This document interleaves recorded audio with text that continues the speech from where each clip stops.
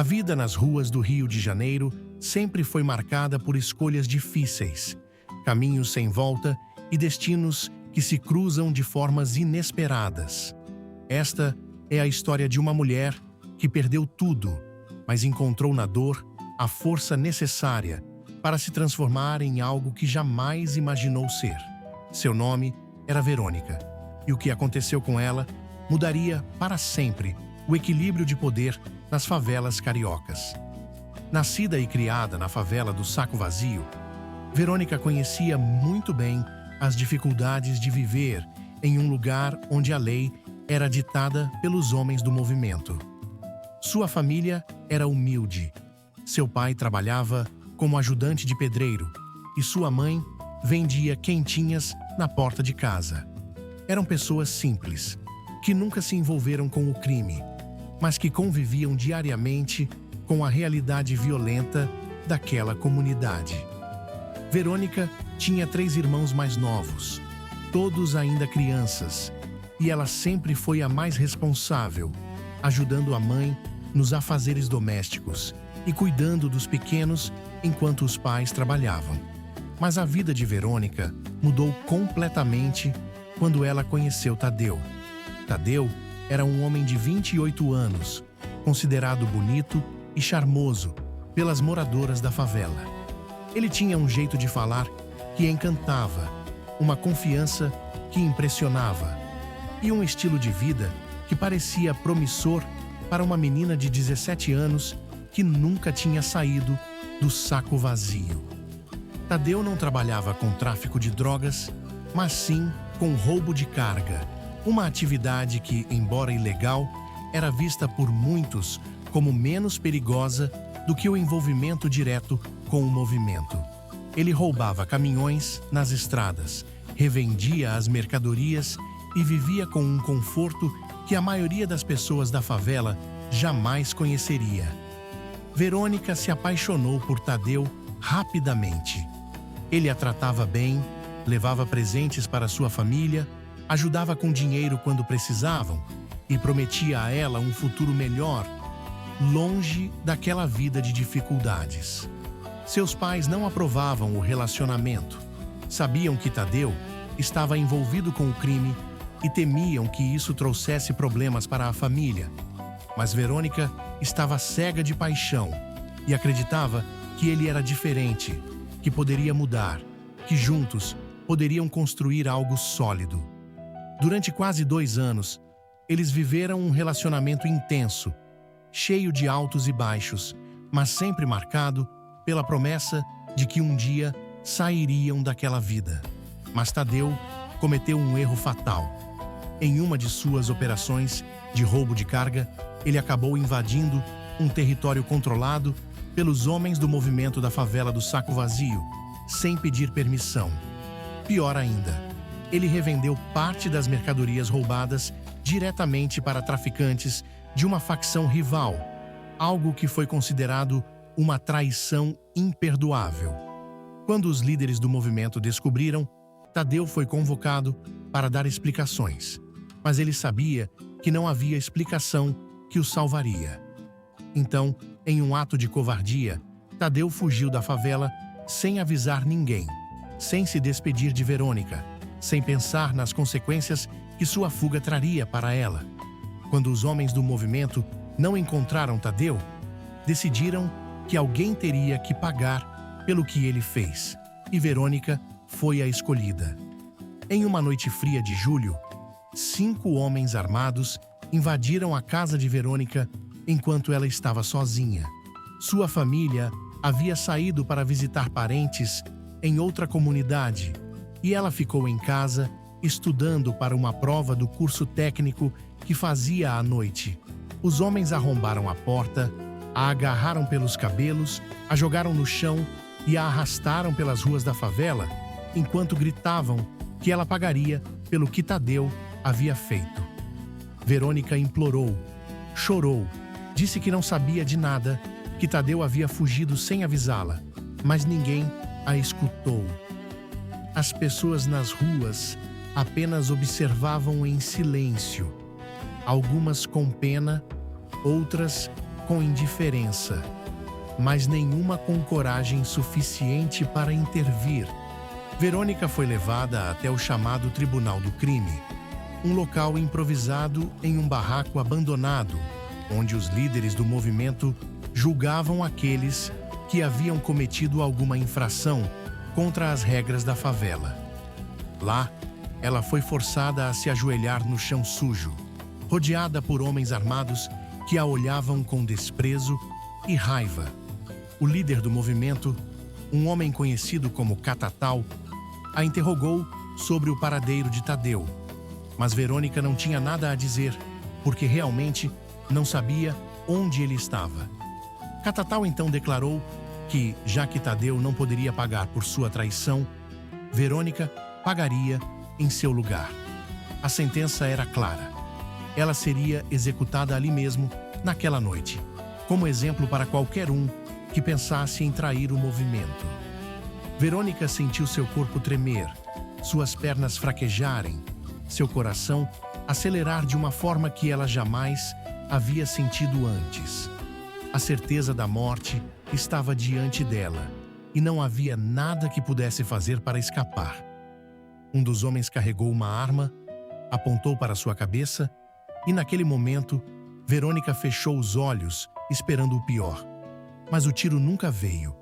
De repente, uma voz grave e autoritária ecoou pelo barraco. "Parem!" Todos viraram na direção da voz e viram um homem alto, de ombros largos, vestindo uma camisa preta e uma corrente de ouro no pescoço. Ele estava acompanhado de outros 3 homens, todos armados, e sua presença imediatamente causou tensão no ambiente. Era Marcão, o líder do cartel de Chamusca, uma facção rival que controlava várias favelas vizinhas e que há anos mantinha uma guerra fria com o movimento do Saco Vazio. Marcão e Catatal se conheciam há muito tempo.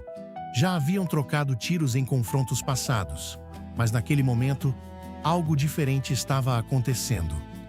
Marcão olhou para Verônica, ainda ajoelhada no chão, seus olhos cheios de lágrimas, seu corpo tremendo de medo, e então olhou para Catatal com um sorriso irônico. "Essa menina não fez nada. Vocês vão matar uma inocente só porque o namorado dela vacilou? Onde está a justiça nisso?" Catatal respondeu com raiva. "Isso não é da sua conta, Marcão. Sai da minha área antes que eu esqueça que a gente tem um acordo de não agredir." Marcão deu um passo à frente. Seus homens apontaram as armas e a tensão no ar ficou ainda mais pesada. "Eu não vim aqui para brigar, Catatal. Vim aqui para levar essa menina. Ela não merece morrer por causa de um covarde que fugiu." Catatal hesitou. Ele sabia que iniciar um confronto ali, naquele momento, poderia causar uma guerra que nenhum dos dois lados estava preparado para enfrentar. Após alguns segundos de silêncio tenso, ele finalmente concordou. "Leva ela, mas se eu vir ela de novo na minha área, vou terminar o que comecei." Marcão caminhou até Verônica, a ajudou a se levantar e a levou para fora do barraco. Ela ainda estava em choque, sem entender completamente o que havia acontecido, mas sabia que aquele homem havia salvado sua vida. Ele a colocou no banco de trás de um carro, e enquanto dirigiam pelas ruas escuras da cidade, Verônica finalmente conseguiu falar. "Por que você me salvou?" Marcão olhou pelo retrovisor e respondeu com uma voz calma. "Porque eu sei o que é perder alguém injustamente. E porque eu odeio covardes como o Catatal que matam inocentes para provar poder." Quando finalmente chegaram à casa de Verônica, ela desceu do carro ainda tremendo, agradeceu rapidamente e correu em direção à porta. Mas ao abrir, o que ela viu a fez cair de joelhos e gritar de uma forma que fez até Marcão sair do carro, assustado. Sua família inteira estava morta. Seu pai, sua mãe, seus 3 irmãos pequenos, todos executados com tiros na cabeça. O sangue cobria o chão da sala, as paredes estavam marcadas por balas, e o cheiro de morte impregnava o ar. Verônica não conseguia respirar, não conseguia pensar, só conseguia gritar e chorar enquanto segurava o corpo sem vida de sua mãe. Marcão entrou na casa, viu a cena horrível e imediatamente entendeu o que havia acontecido. Catatal havia mandado matar a família de Verônica como vingança final, mesmo depois de concordar em poupá-la. Marcão se ajoelhou ao lado de Verônica e disse com firmeza: "Eles vão pagar por isso. Todos eles, eu prometo." Verônica levantou o rosto cheio de lágrimas e olhou nos olhos de Marcão. Naquele momento, algo dentro dela morreu, mas algo muito mais perigoso nasceu. Ela não era mais a menina inocente que sonhava em construir uma vida melhor. Agora, ela era alguém que havia perdido tudo, alguém que não tinha mais nada a perder, alguém que só queria uma coisa: vingança. Ela aceitou a mão de Marcão, se levantou e disse com uma voz fria e determinada: "Eu vou com você, e eu vou fazer cada um deles pagar pelo que fizeram." Marcão assentiu, sabendo que aquela menina acabara de se tornar uma aliada perigosa. Eles saíram daquela casa de horrores, deixando para trás os corpos da família de Verônica, mas levando consigo uma sede de vingança que mudaria para sempre o destino das favelas do Rio de Janeiro. E assim começava a jornada de Verônica, a mulher que se tornaria conhecida nas ruas como a Rainha das Armas, uma lenda de dor, sangue e vingança que jamais seria esquecida. Os dias que se seguiram àquela noite de horror foram os mais difíceis da vida de Verônica. Ela não conseguia dormir sem ver os rostos de sua mãe, seu pai e seus irmãos manchados de sangue. Cada vez que fechava os olhos, ouvia os gritos que nunca chegou a ouvir. Imaginava o terror que eles sentiram nos últimos momentos de vida. A dor era tão profunda que parecia física, como se seu peito estivesse sendo esmagado por uma força invisível. Mas junto com a dor, crescia algo ainda mais poderoso, uma sede insaciável de vingança. Marcão a levou para um apartamento escondido em uma favela controlada pelo cartel de Chamusca, um lugar onde ela estaria segura enquanto planejavam seus próximos passos. O apartamento era simples, com poucos móveis, mas tinha tudo que ela precisava para sobreviver. Marcão garantiu que ela tivesse comida, roupas limpas e, principalmente, segurança. Ele colocou 2 homens de confiança vigiando a entrada do prédio 24 horas por dia, certificando-se de que ninguém do saco vazio pudesse encontrá-la. Durante os primeiros dias, Verônica mal falava. Ela passava horas sentada na janela, olhando para as ruas movimentadas da favela, perdida em seus pensamentos.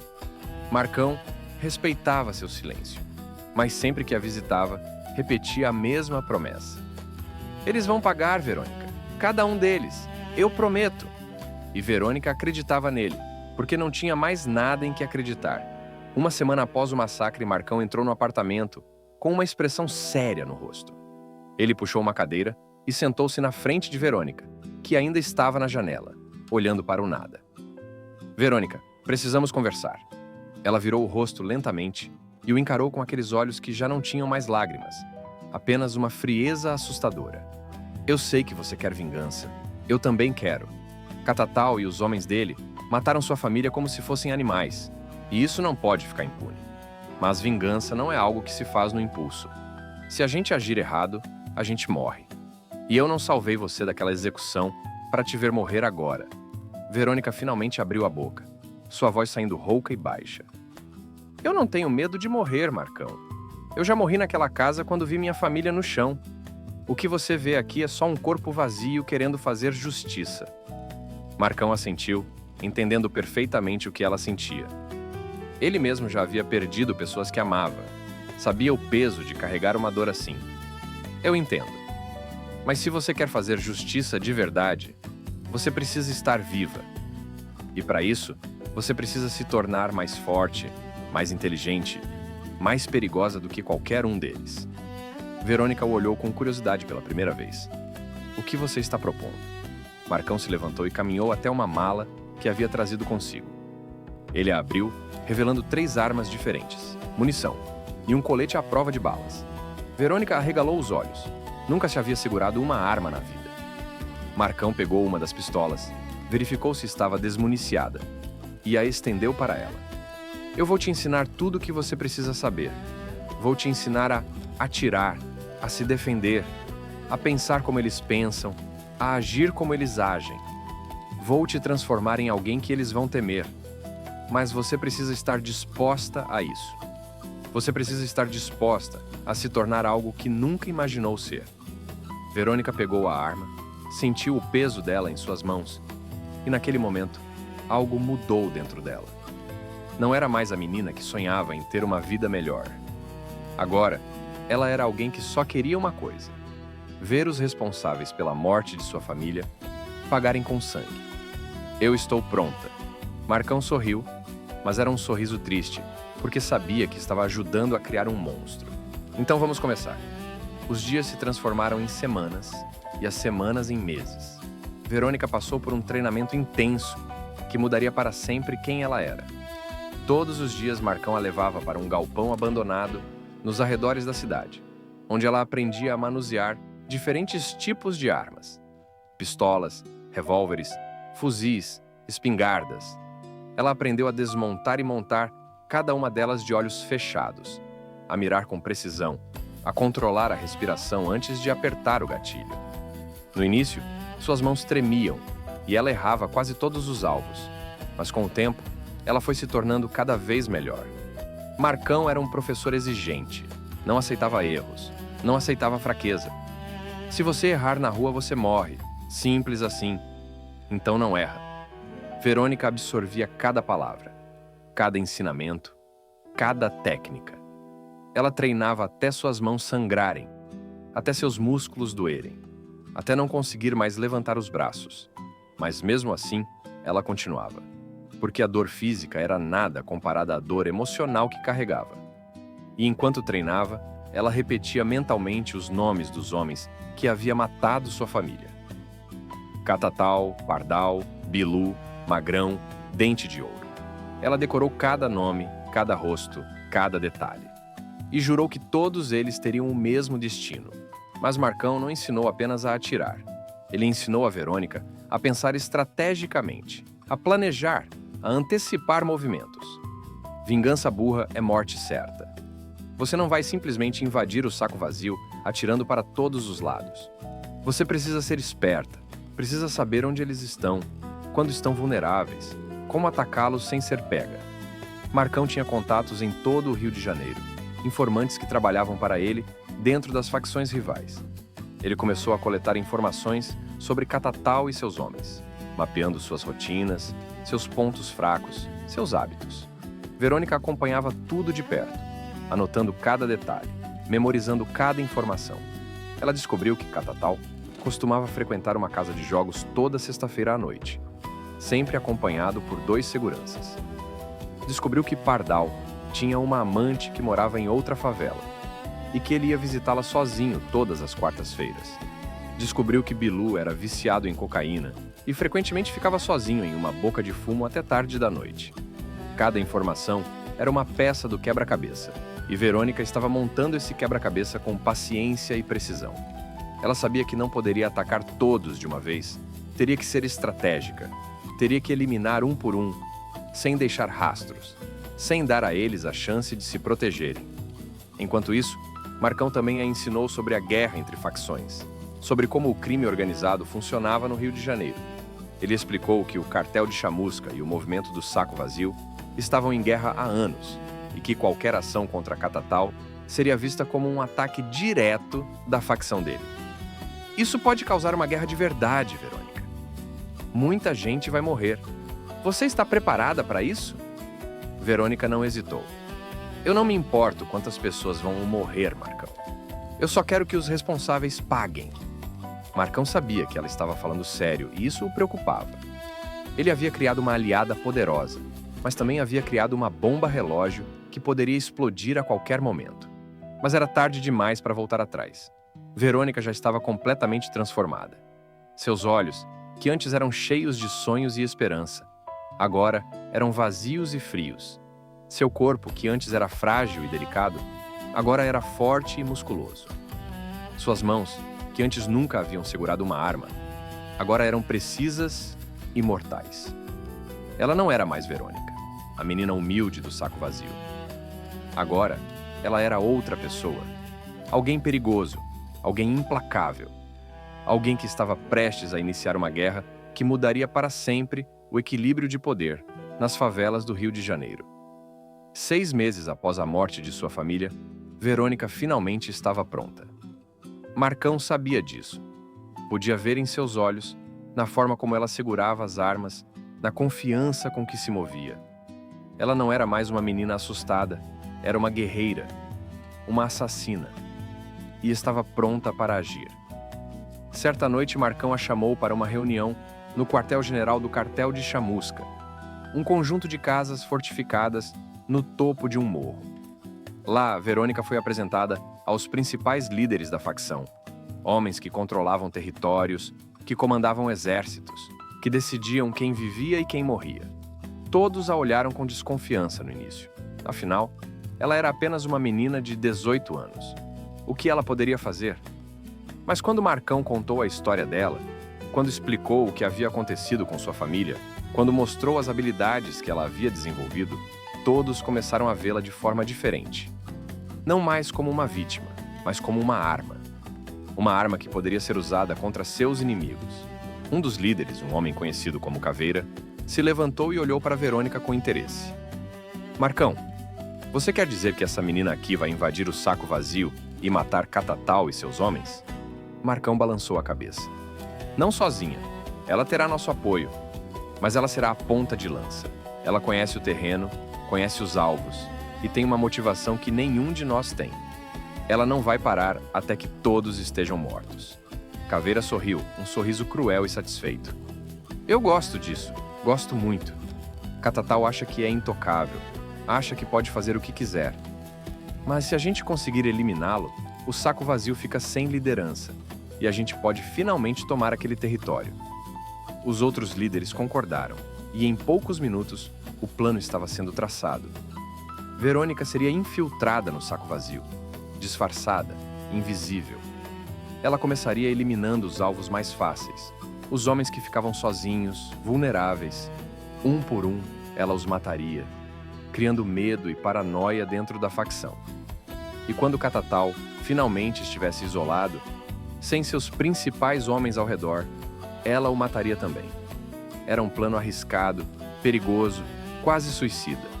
Mas Verônica não se importava. Ela estava disposta a morrer se isso significasse vingança. Marcão se aproximou dela após a reunião e colocou a mão em seu ombro. Verônica, você ainda tem certeza disso? Porque depois que começar, não tem volta. Você vai se tornar uma criminosa, uma assassina. Você nunca mais poderá ter uma vida normal. Verônica o olhou nos olhos, sem hesitar. Eu nunca mais vou ter uma vida normal de qualquer jeito, Marcão. Minha vida normal morreu, junto com minha família. Agora eu só tenho um propósito: fazer justiça. Marcão assentiu, e naquele momento, ele soube que havia criado algo que nem ele mesmo conseguiria controlar. Verônica não era mais uma aliada, era uma força da natureza, uma tempestade de vingança que estava prestes a se abater sobre o saco vazio. E nada, absolutamente nada, iria impedi-la. A partir daquela noite, Verônica começou a preparar seu primeiro alvo. Pardal, o homem que costumava visitar sua amante toda quarta-feira. Ela passou dias estudando sua rotina, observando de longe, anotando cada detalhe.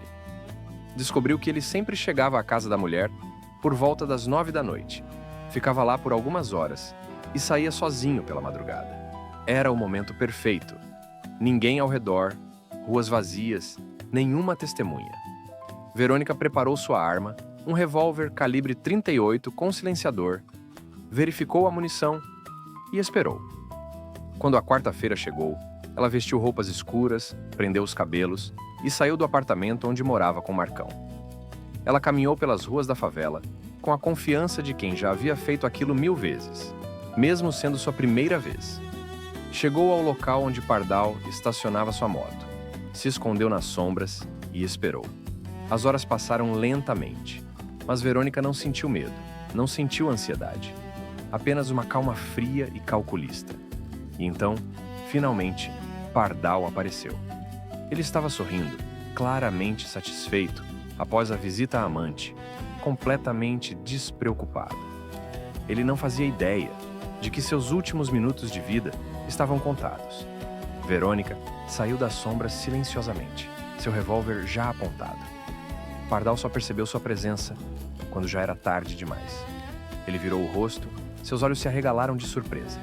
E antes que pudesse dizer qualquer coisa, Verônica apertou o gatilho. O tiro foi silencioso, certeiro. A bala entrou diretamente no peito de Pardal, fazendo-o cambalear para trás e cair no chão. Verônica se aproximou, olhou nos olhos dele, enquanto a vida escapava lentamente, e disse com uma voz gelada: "Isso é pela minha família."